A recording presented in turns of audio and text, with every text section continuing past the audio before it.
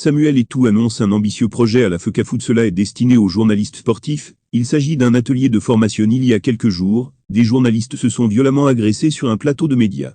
Invités sur un plateau d'émission, 2 journalistes camerounais en sont venus aux mains à la suite d'une bataille d'idées qui a plutôt tourné au vinaigre. Quelques jours après ce couac, le président de la FECAFOOT, Samuel Eto'o, a brisé le silence et a annoncé une réplique. En effet, le Pichichi annonce un atelier de formation en faveur des journalistes sportifs. Cette formation aura lieu du 24 au 26 juin 2022 à Yaoundé.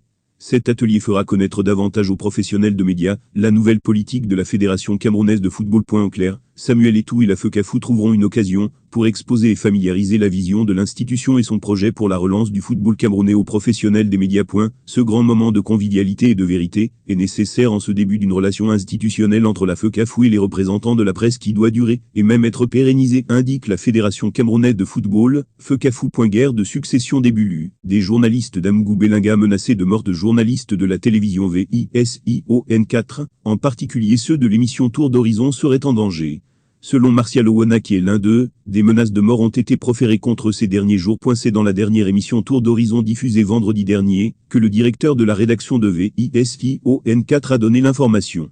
La rédaction de Cameroun Web a écouté Martial et vous en propose quelques extraits de sa sortie. Je vais le dire, nous recevons de plus en plus des menaces d'atteinte à notre vie privée, je le dis, publiquement aujourd'hui. Il faut que ceux qui nous regardent le sachent.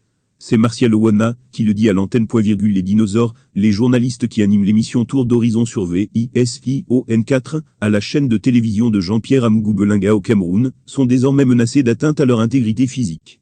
Nous subissons des menaces de mort au quotidien par des individus parfois à visage découvert, parfois par le téléphone. Il faut qu'on le sache aujourd'hui. S'il arrive quelque chose à l'un des journalistes qui passe sur ce plateau, qu'on sache que ce n'est pas du fait du hasard, mais de quelques personnes tapies dans l'ombre, qui se sont autoproclamés héritiers du pouvoir de Yaoundé, au cas où le président Paul Biya n'est plus là. Ils ont estimé que ces enfants de M. Amgou Belinga sont devenus des entraves à leurs cheveux. Ça n'a pas commencé aujourd'hui, c'est depuis 2018.